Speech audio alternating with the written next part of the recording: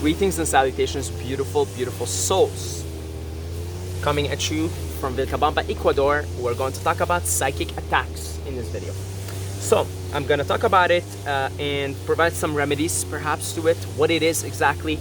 Now, I'm going to reference this book here. Better get used to it, The Law of One. So, let's get on with it. I'm going to read the definition of a psychic attack. Okay, so, page 492. All right, so here we go. Psychic attack. This is the definition. The energizing of pre-existing distortions of a third density seeker by higher density entities. Let me read that again. The energizing of pre-existing distortions of a third density seeker by higher density entities.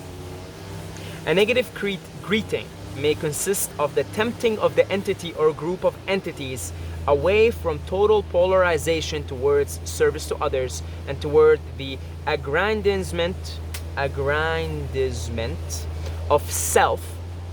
So that's the glorification, essentially. I'm going to switch it to glorification. So of self, of social organizations with which the self identifies. So I know it's a little bit difficult here. Let's read it again and I'll explain. So, the energizing of pre-existing distortions of a third density seeker by higher density entities. So a third density seeker is anybody in this realm here, particularly humans, but also animals, second density, so that can also happen. Animals are subject to psychic attacks by a being that's operating at a higher density. Now, just because you're in a higher density does not mean you're good. You know, there is a misconception. If you're in a higher density, you're good. No, fourth density can be positive fourth density or negative fourth density. So, demons, for instance, right? Demons are fourth density negative beings. Fourth density interdimensional beings, let's call them, right? Because they're in fourth density, but they have great influence on the third density. And in many ways, you know, this game right now, the spiritual warfare that's going on the planet is being played on higher densities. It's like a chess game, right? You might have heard the term 5D chess, right? It's more like 4D chess, and then 4D chess is played on 5D chess, and 5D chess is played by 6D chess, and it kind of goes on like a fractal pattern, because all of reality is fractal in nature. So, the spiritual warfare that we're seeing here, you know, light versus dark, you know, good versus evil, it's being played on higher densities. It's like a chess match, and everybody here on this plane is sort of like a pawn being moved. So a psychic attack is an attack by a fourth density being, in this case, let's say a negative one, a demon. You know, you guys maybe better understand that term better. A demon, right? A reptilian, if you will, right? So it's an attack on a third density being. So that would be a human, but it can also be on a second density being, like an animal, for example. But they prefer to attack a human because they can extract more energy, because they feed off of negative energy, and human beings are powerful conduits of energy. Okay, because human beings are more evolved than the rest of the animal kingdom, so human beings are very powerful conduits of energy.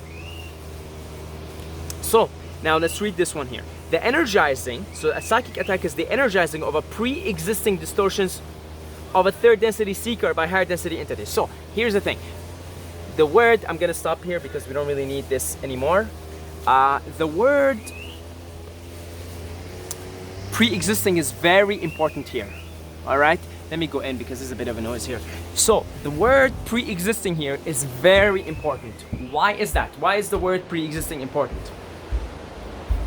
Because nobody can attack you, not a fourth density being, not a fifth density being. No being can attack you unless the seed of that distortion is there inside of you. So, in other words, they're taking advantage of a pre-existing parasite, whether it's a physical parasite or a mental parasite. A seed inside of you is being taken advantage of. So fourth density beings like to psychically attack people who are addicted to harmful substances such as alcohol, cigarettes, junk food, processed foods, etc. So In other words, there has to be a pre-existing condition, a parasitic, a physical parasite or a mental parasite, in which these fourth density negative beings can take advantage of, can amplify. It has to be pre-existing. If it's not pre-existing in you, they got nothing on you. They cannot attack you. So a lot of people, and understandably so, they'll blame their troubles on entities. They'll say, I got these entities, these negative entities, right? I gotta get rid of them. You know, they're causing me to act this way. And that's true, really. That's not a false statement.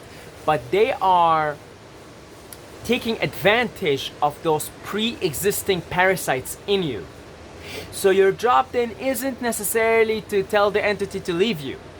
Your job is to figure out how to get rid of those parasites.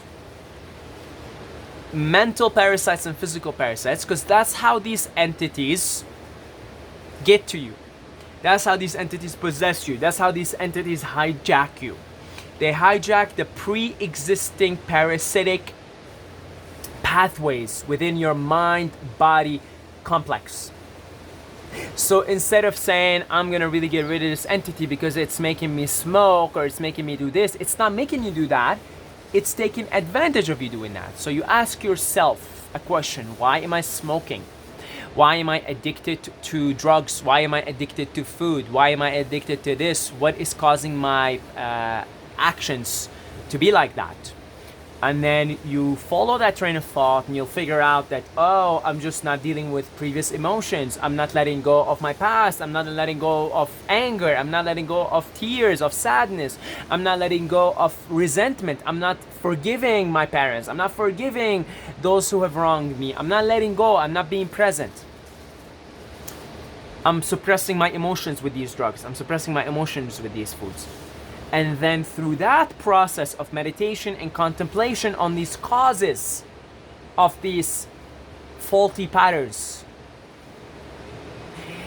you rid yourself of these addictions, you rid yourself of these parasites, and these entities have nothing more to feed on because those parasites are no longer existing in you. And those entities will not waste their time because they're hungry and they always want to feed on suffering and pain and stress, so they will go elsewhere. That's how you deal with a psychic attack. You don't deal with it by trying to get it out of you. You know, there's this process, right? To get a demon out, right? I forget what it's called. It's got a name. Exorcism, I think, right? Exorcism. Or something like that. You could do that, right? But guess what? You get the entity out. You could go to a shaman. You could do this yourself. But another entity will come back, or the same entity, if you haven't got rid of the causes. If you continue to suppress the emotions, I mean, look, you might get the entity out of you, and you'll feel a lot better. But you'll find other ways to continue to suppress your emotions and suppress those old feelings. And another entity or the same entity will eventually return. So I'm not saying those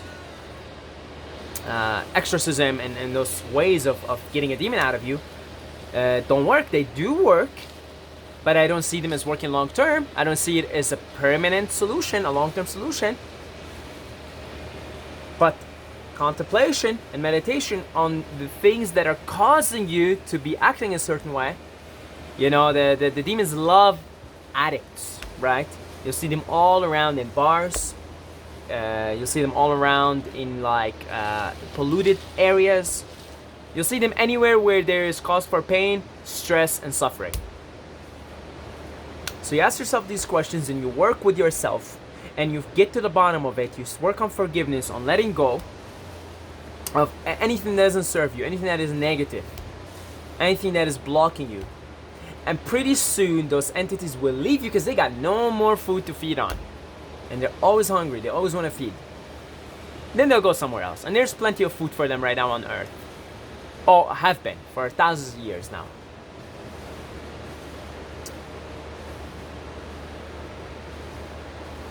You could also do yourself a favor, and if you live somewhere where there's a massive amount of pollution, light pollution and toxins, environmental toxins, maybe get yourself out and go somewhere nice, somewhere peaceful, somewhere harmonious, somewhere with clean air, somewhere that's not causing you pain and suffering and stress. If you live in somewhere where it's really noisy and really polluted, it's stressing you, so it's inviting those demons. So it's a combination of things, you know. It's dealing with your past traumas, letting them go, letting your emotions come up to surface instead of suppressing them with drugs, foods, etc., addictions. And then picking a really beautiful, harmonious environment to be in. And pretty soon, those entities do not have a place. They're gonna leave you. They're gonna leave you. You don't have to do anything. They're just gonna leave you. They got no more food, and they're really hungry. They're always hungry, always hungry. The Buddhists call them hungry ghosts, right? Hungry ghosts. They're always hungry. They just want to eat and eat and eat. And what do they eat? Pain, suffering, stress. I saw a funny meme the other day. Every time you smile, a reptilian goes hungry. Okay? So, but how can you smile if your heart is heavy? If you're resentful to others? If you can't forgive your parents for wronging you or not bringing you up the way you thought they should bring you up? Etc., etc., etc. Okay? So, a demon, a negative fourth density being, can only attack you if you have pre-existing parasites inside of you. So you don't have to worry too much about getting them out. More so, meditate and contemplate on why it is that you're caught in these parasitic actions in the first place, in these parasitic loopholes. And you will slowly but surely, and sometimes abruptly, get to a very beautiful, peaceful, calm place where you can let go of these things that no longer serve you. And then by doing that, those entities, those demons, will go somewhere else for food because there's no more food. Okay? All right. So I want to thank all the beautiful, wonderful, lovely Patreons for your continued support. All the beautiful people that are donating on PayPal, one-time donations. Love you guys. If you would like to join the Patreon family, as little as $2 a month, or if you've got a couple of $1 million you want to drop on PayPal. I don't know if PayPal will let you drop $2 million, $3 million at a time, but you can, you know, every day you can come in and maybe donate like $100,000 or something, and you know, we are very open to receiving here. So if you've got anything you want to send our way, down below in the description are the links, Patreon, PayPal. I love you guys, and I will see you in the next video.